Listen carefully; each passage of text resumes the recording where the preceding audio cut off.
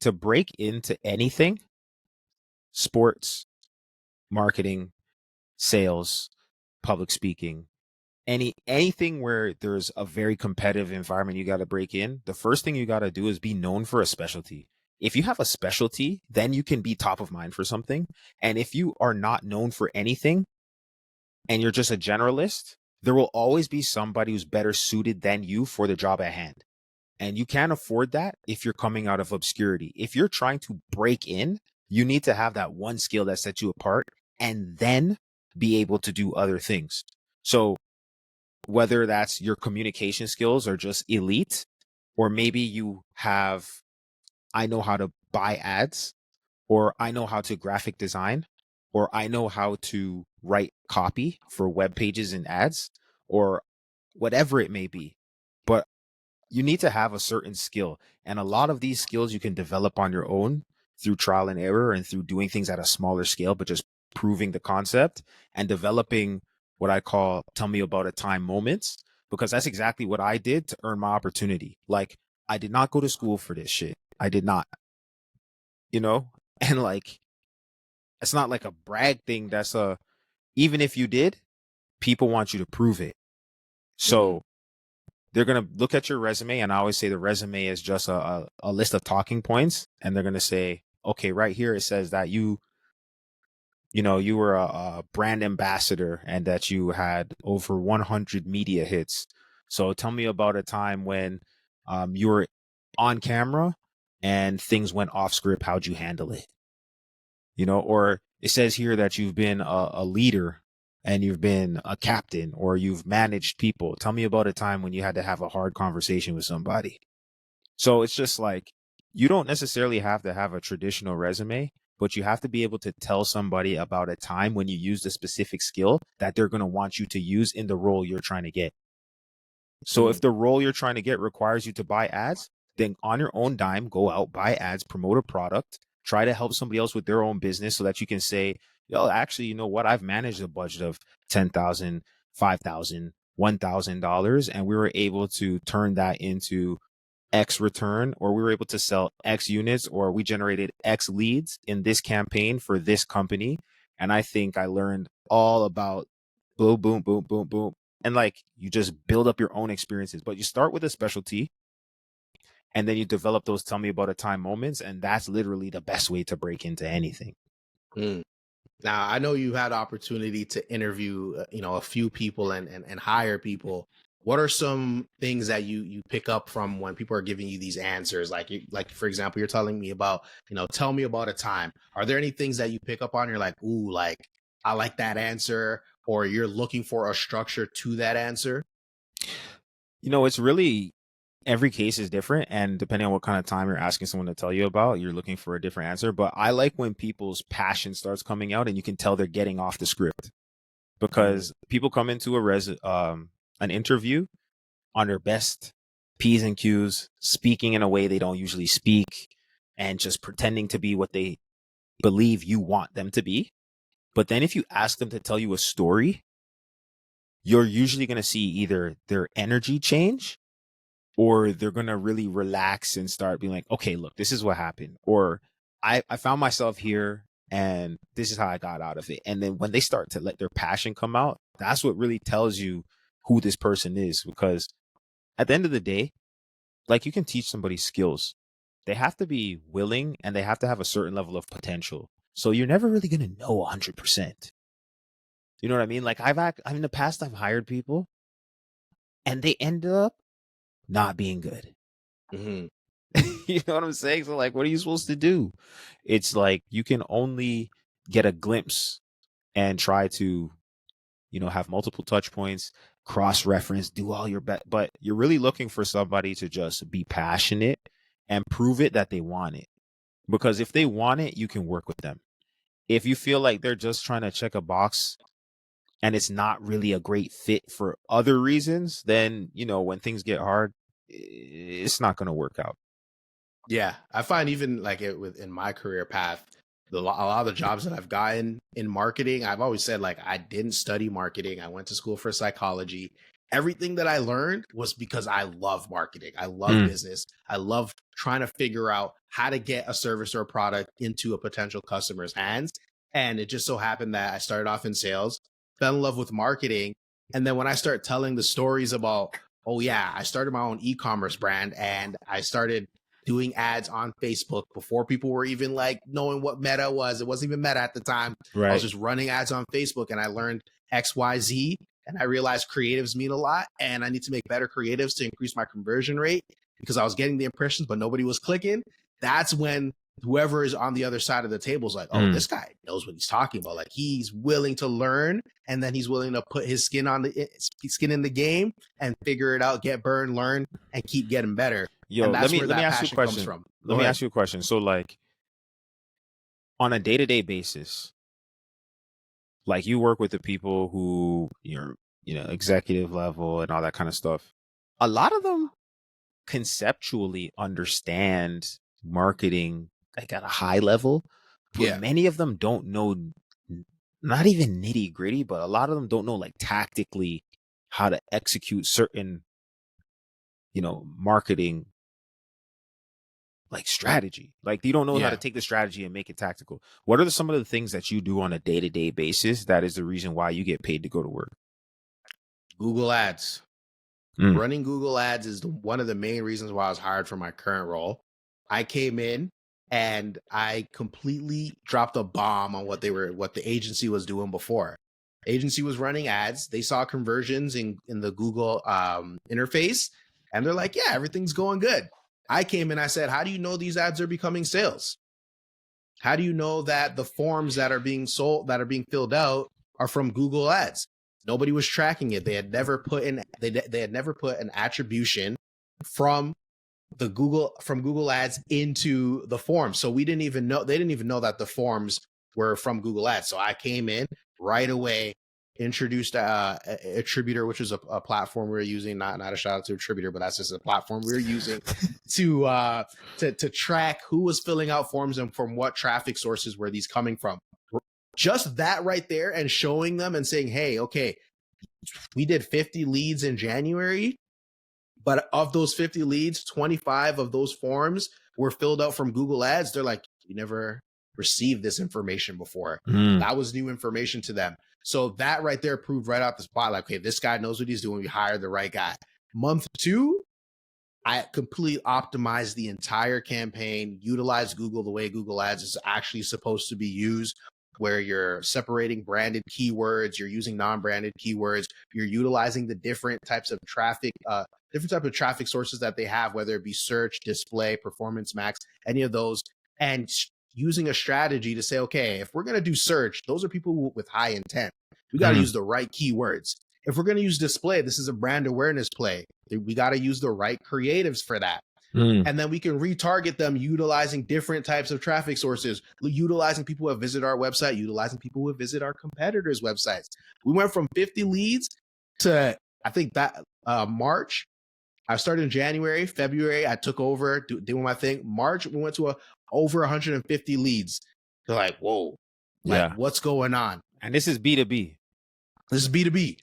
And they were shocked. But here's the thing. I don't go into my meetings with the execs and say, okay, so, I did a performance max and I retargeted this and I retargeted that, because that's not the level that they understand Google Ads. What they understand is there's an audience and that audience wants our products, but it's going to take multiple times for us to convince them to come buy from us because this is the first time that they're hearing about our brand. So I need to create a campaign that introduces our brand, that builds some sort of credibility with them. Like, okay, these guys are not just some Joe Schmoes off the block that spun together a website.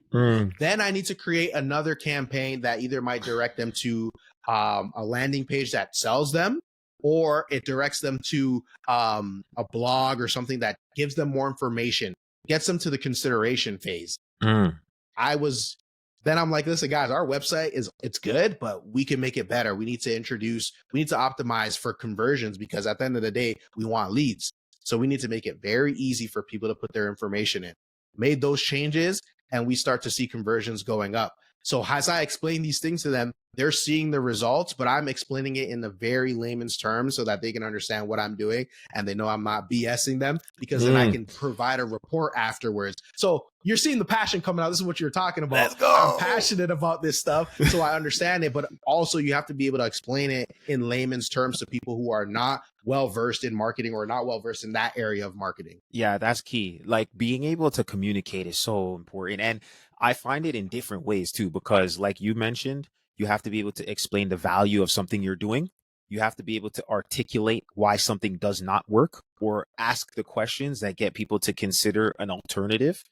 And then you have to be able to, even if you present a solution or a plan, you might even have people who like on paper, they're just supposed to like do what you say. But like in real life, that's not how stuff works. You're selling every day.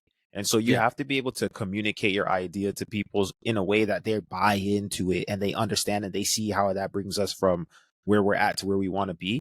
So the clear communication thing cannot be overstated. If you're thinking about breaking into anything, like work on your communication skills. Like you better be able to write down what you're trying to accomplish in an email. If you can't do that, you're going to put yourself at a disadvantage because that is a language of business. Like writing is a language of business, regardless of what you're talking about. You have to be able to summarize it. Yo, here's the problem. Here's what I recommend. Here's the context. Or it's like, here's the plan of action. Then here's my reasoning of why we're going to do this thing. Or like, here's 3 things we're going to talk about.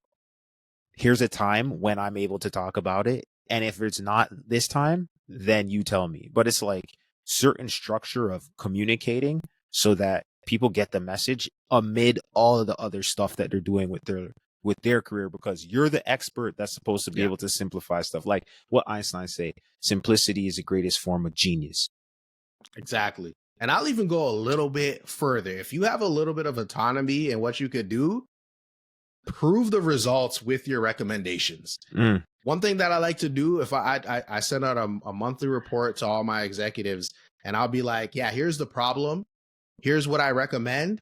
And here's what I did to showcase that what my recommendations can work, even if it's just a little bit of an experiment, because at the end of the day, you are the expert and they're not looking necessarily for you to like say a recommendation and then they make the decision. They're waiting for you to make the decision or to execute on your recommendation. So sometimes it's better for you if you're looking to be advanced in your career, especially for me. Like I like to make it seem, since I got paid really well to take this job, I like to make it look like I'm the expert, even though in some areas I am not. But the way to dress it up, you're most qualified though, regardless. Exactly. And the way to dress that up is to do the experiment and then showcase the results so that now they're like, oh, his recommendations are what we should do. Don't leave it open for interpretation or for somebody who might not know what they're talking about to essentially muddy up your recommendation, because there's opportunity, there's chances for that. You got to assert yourself. For sure. And you're always learning too, right? Like you never arrive. So I think that's a big part of it too. Like you're always learning, and like you have teammates for a reason. You have smart people around you for a reason. So you mainly just do the Google ads? I do I'm a solo marketer. So I do everything. I know I don't like being a solo marketer. So but let me ask you this. Let me ask you this. Okay. What is the very first platform that you ventured to learn when you were trying to become a marketer? And like maybe I'm specifically talking about running paid ad campaigns on digital platforms, but maybe not. Like what is the because think about it, somebody might be listening to this, they're already in their career and they're trying to do more marketing. Maybe somebody is actually in college and they think they might want to do marketing. Maybe somebody is an athlete and they're looking at like life after sports. What is the first thing that you taught yourself, or that if you were starting again, like what would you learn first? So the first thing I taught myself was Facebook, with B2C campaigns. So business to consumer. First thing I taught myself was Facebook when I started an e-commerce brand and I was running ads to a Shopify page trying to sell eyelashes. I think you remember this. I remember that. Yeah. So that was the first thing that's the first time I ever taught myself any sort of paid advertising, so paid social, which is now more so Facebook, Meta, which owns Instagram. So you're running ads to Facebook and Instagram. After Facebook, I learned DSPs, which is a distribution supply platform. Mm. So demand platform. So a DSP is essentially an aggregation of a bunch of websites or assets that have ad placements available, and you can buy those placements and place your ads on those placements. So let's say Courtney has Overtime Football. I have VidArt Media. These are the websites we own, but we have traffic coming to those websites, and we have places where we can place ads. Companies like Apple can say, come to us, or go to a DSP and say, I'm looking for all this sort of traffic source. I want to put ads on those websites. And so since we own those websites, we would put our inventory on a DSP, and Apple would be able to buy our inventory through a DSP. So that's the second platform that I learned through a job. And then third was Google.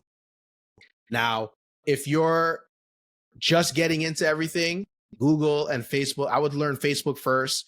If you're in America, TikTok is very big in America, and then Google is last on the list. Google's a little bit more complex, but I think it's very good for B2B. And like I said earlier, people who go on Google are ready to buy in a lot of cases. Yeah. They're looking for a solution. You type in that little box to get a result that you're looking for. It's not like social where people are just browsing around for entertainment and you're interrupting their entertainment to try and sell them something. Yeah. So what about you? What's the first thing that you learned? Really, I think the first thing I learned was copywriting, because I was a blogger. I want to say from probably 2000 and maybe 13, 12. Like when I was in college, I think I started writing. Just coming out of college, I started writing because I used to read a lot of books and I would write about these books.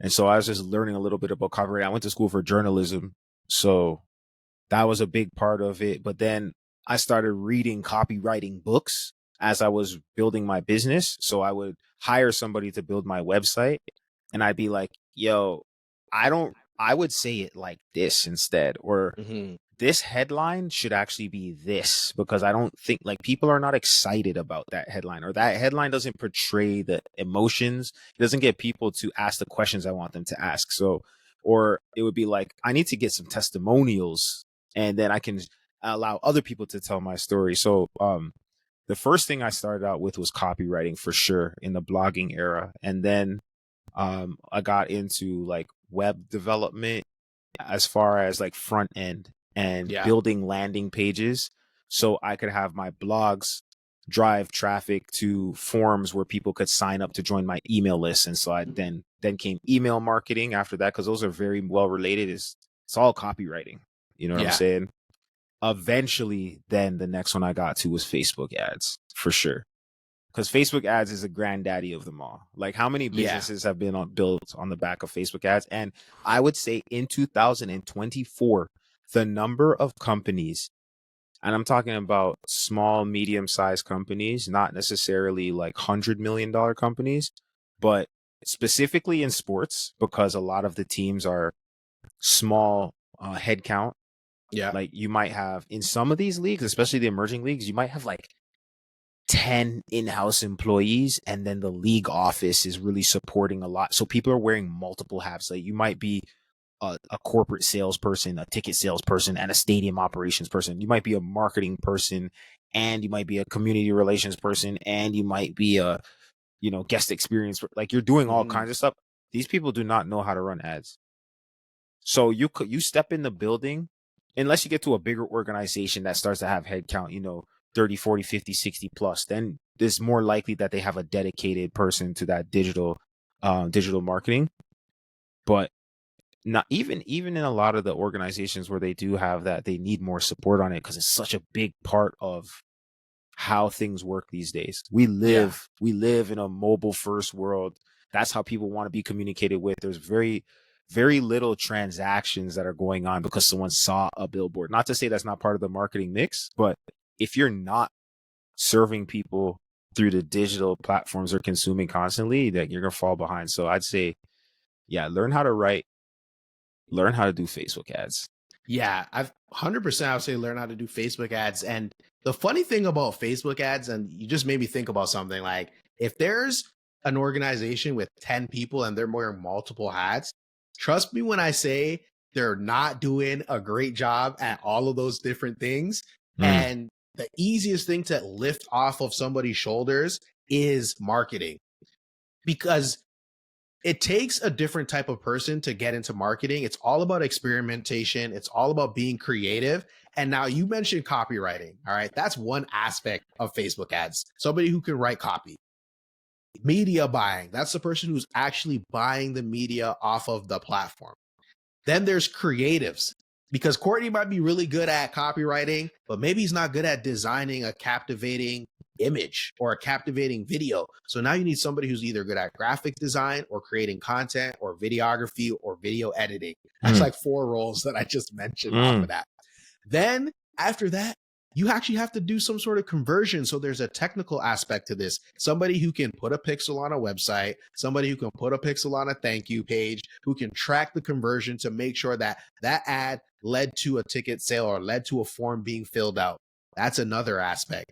And then after that, you have to take that data, place it into a CRM or into some sort of platform that aggregates all of this data. And maybe there's a sales rep on the other side that's saying, hey, like, we know you're interested in this event, we can get you a deal or something like that. That's now revenue ops, that's sales. So right there, we just mentioned like Yo, 7, 10 in roles. We could go in deep. my organization, from creative services to just straight up marketing side, there's 20 people. Ooh. And I'm talking about from like the senior director of creative services and production underneath of that branch, and the senior director of brand and consumer marketing, and underneath of that branch, there's those 2 branches is 20 people, bro. So like, imagine in a small organization. Now, if you're in There's college and you're trying to find, like, we go back to what we were talking about earlier, like what's your one thing that you could stand out for? Shoot, get your one thing up, then have other things in your back pocket. For me, my number one thing that I was really good at first was copywriting, and mhm. then I got really good at public speaking. So then I could, and you know what? Those things go hand in hand too, because if you can write something down, it's easier to scrutinize something that's on paper. So when you write a blog, people would cut that up. You know what I mean? They would look at that and be like, this doesn't even make sense. It's logically, like, these 2 premises don't add up to the conclusion. So it's like, that doesn't make sense. So if you become a great writer, then you could become a great speaker. You become a great speaker and a great communicator, then whatever actual other skill you have, you'll be able to sell it better. So Yeah, then it's like, boom. I'm good here. You good? Yeah, yeah, yeah. We might have to reload it and do another one. But you know what? This is the MVP podcast, man. And if you want to be the most valuable person, you got to put some tools in the tool belt. So it was well worth the catch up. And yeah, let's keep doing this, man, in terms of sharing what we're learning as we're doing it, because I feel like it's valuable. And so Absolutely. if you listen this far, we appreciate you. Why don't you go ahead and do whatever it do on the platform you're on? Is it subscribe? Is it like? Is it share? Comment, rate, review, do all those things, because at the end of the day, that's how we get this thing to more people. So All right, yo. See you guys on the next one. peace. Peace.